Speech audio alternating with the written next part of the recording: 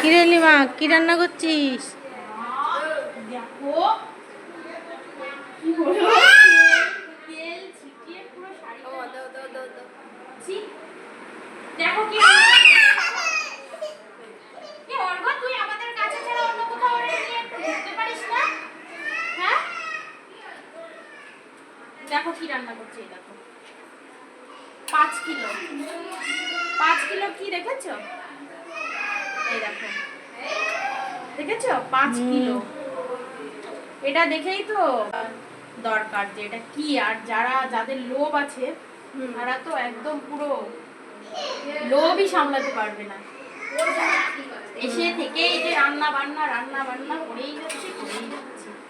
এখন এটা দমে বসানো হয়েছে, মানে জল দিয়ে বসানো হয়েছে, গরম